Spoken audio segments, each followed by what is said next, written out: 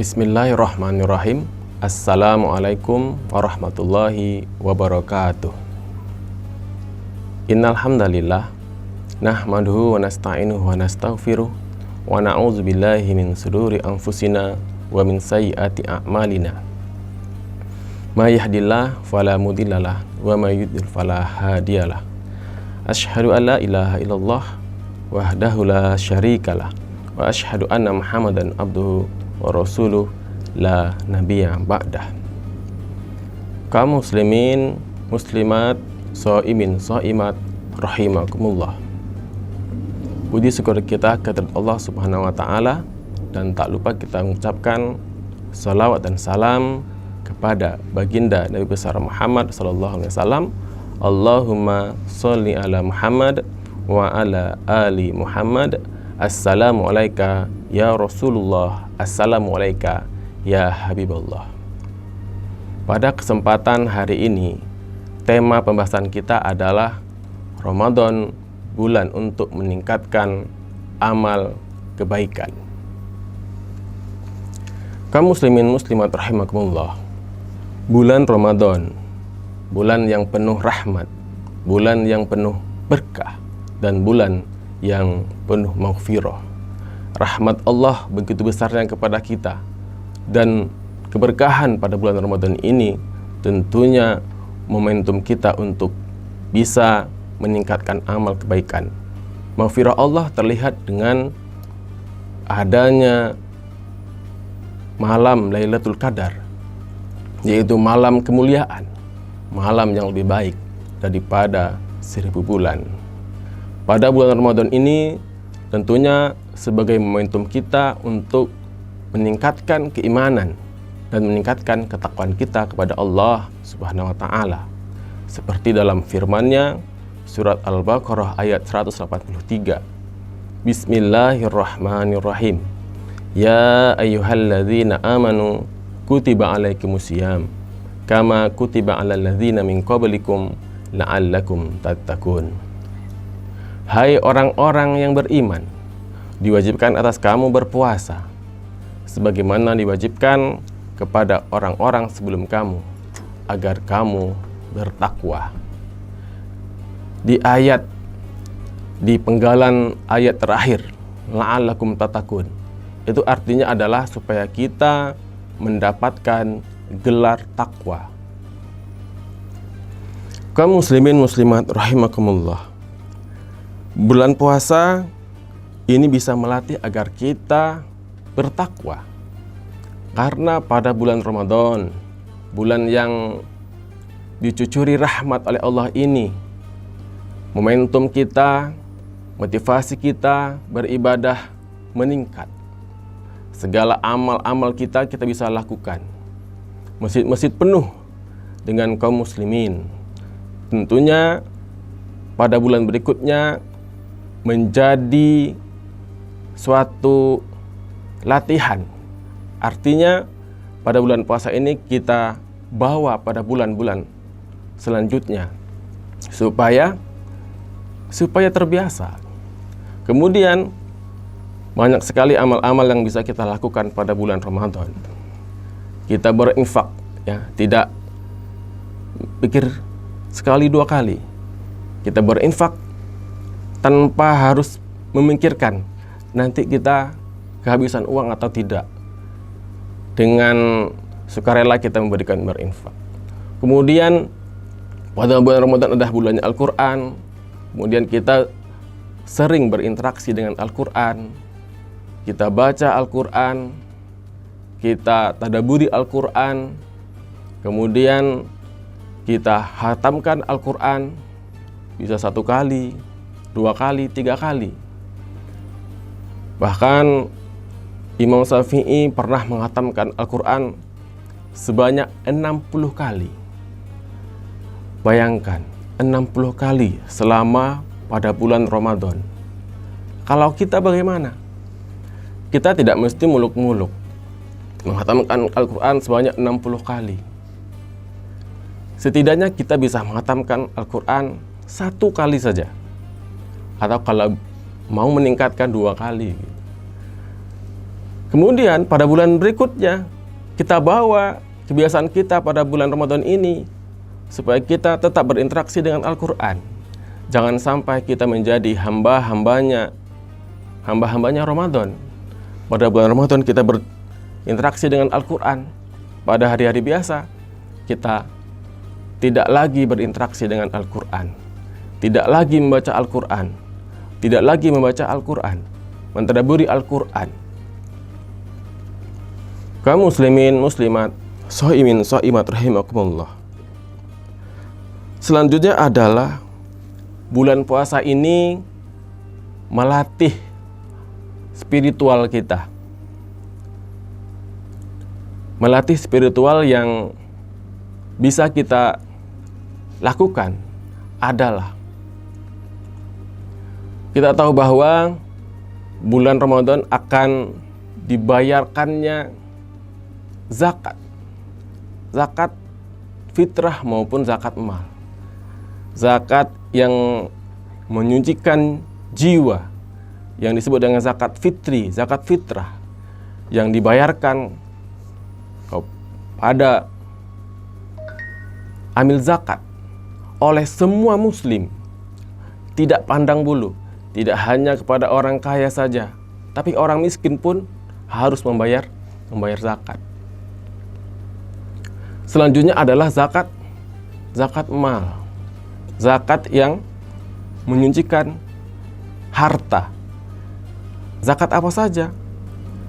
Turunannya zakat mal ini banyak. Ada zakat perniagaan, ada zakat ternakan, ada zakat pertanian, ada zakat rikas, dan ada zakat profesi.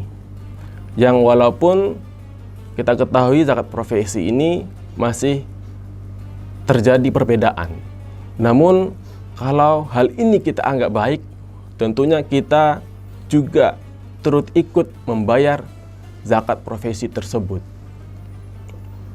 Namun kita bisa melihat apa syarat-syarat membayar zakat tersebut. Yang pertama adalah haulnya. Apa itu haul? Adalah periode pembayaran. Kapan? 1 tahun. Dan dibayarkannya kapan? Rata-rata kaum muslimin saat ini membayarnya ketika menjelang Idul Fitri. Kemudian selain haul ada namanya nisab. Apa itu nisab? Nisab adalah batas minimal harta yang wajib dizakati. Berapa jumlahnya? Apakah kita bisa mengatakan jumlah profesi atau pekerjaan kita dengan gaji yang 2.500.000 atau 3 juta sudah wajib membayar zakat? Mungkin kita menjawab belum. Kemudian ketika kita ditanya, apabila gaji yang diterima adalah katakanlah 8 juta, apakah sudah membayar zakat? Mungkin sudah. Ukurannya apa? Nisab tadi yang dianalogikan dengan emas. Berapa emas? Berapa gram emas? Yaitu 85 gram emas. Kalau sekarang rata-rata harga 1 gram emas itu adalah 800.000, maka kira-kira kalau dikalikan 85 kali 800.000 sekitar 65 juta per tahunnya. Artinya ketika kita sudah mendapatkan penghasilan selama 1 tahun dengan jumlah 65 juta, maka sudah wajib membayar zakat profesi. Lalu kalau kita lihat berapa jumlah profesi kalau kita dibagikan selama setahun, artinya 65 juta dibagi 12 bulan. Ya, sekitar 7 jutaan barangkali. Baik. Selanjutnya adalah Ramadan sebagai sarana pembinaan akhlak. Kenapa Ramadan ini sebagai sarana pembinaan akhlak?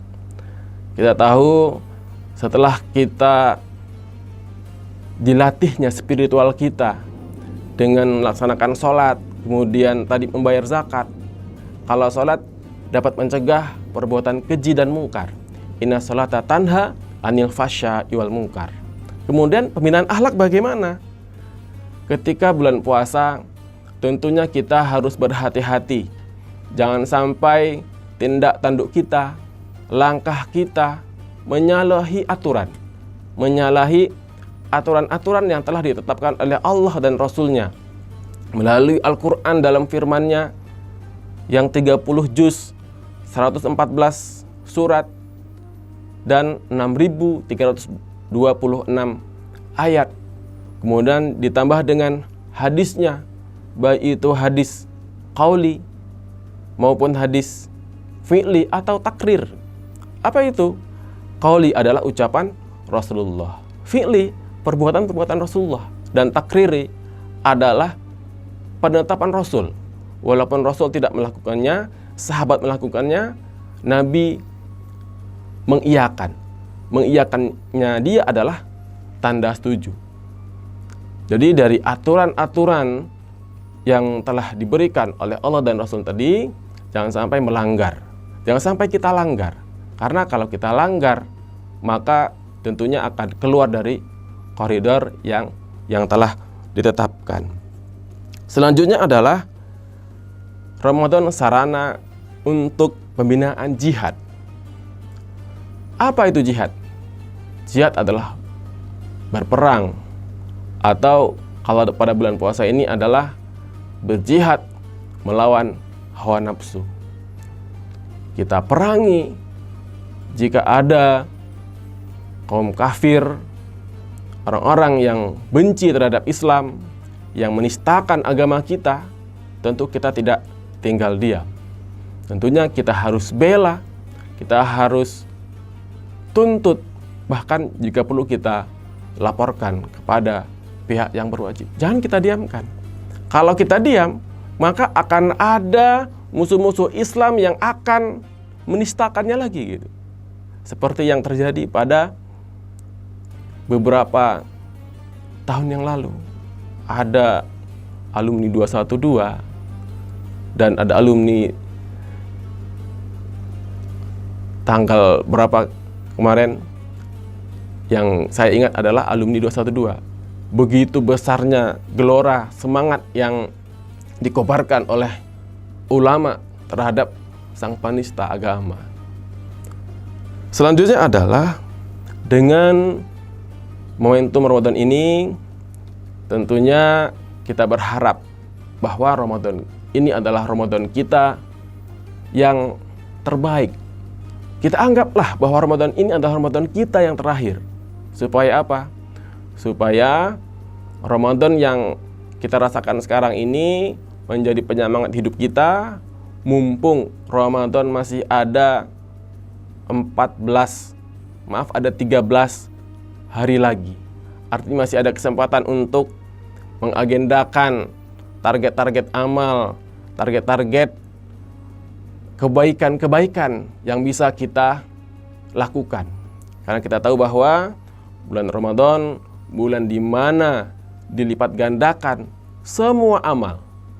Amal yang sunnah seperti amalan wajib dilipat gandakan sampai tak terhingga.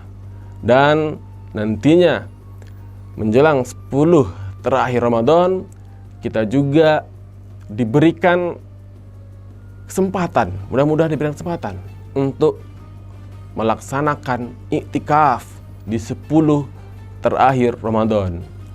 Saya pikir di setiap masjid mushola saat ini sudah banyak membuat acara-acara iktikaf. Marilah kita ambil kesempatan tersebut, kita raih Lailatul Qadar, kita raih malam kemuliaan tersebut untuk kita dapatkan. Karena rugi. Lailatul Qadar adalah lebih baik daripada 1000 bulan. 1000 bulan itu berapa tahun? Ada 83 tahun. Umur kita barangkali tidak akan sampai segitu. Umur kita barangkali akan sama dengan umur umat nabinya. Berapa umur umat Nabi Muhammad? Kalau umur umat Nabi Muhammad 63 tahun, maka kita akan berada di sekitar umur segitu, yaitu 60-an, atau kalau paling tinggi 70. Dan itu merupakan sisa-sisa umur kita. Walaupun sebenarnya umur juga tidak ada yang tahu. Karena apabila ajal telah sampai, maka tidak bisa dimajukan atau dimundurkan. Fa iza jaa ajaluhum fala yastakhiruna sa'atan wa la yastaqdimun. Apabila ajal telah sampai, telah tiba, maka tidak bisa diakhirkan atau tidak bisa dimajukan sedetik pun. Kaum muslimin, muslimat, shaimin, shaimat, rahimakumullah. Barangkali demikianlah yang bisa disampaikan pada kesempatan hari ini. Semoga bermanfaat. Akhirul kalam. Assalamualaikum warahmatullahi wabarakatuh.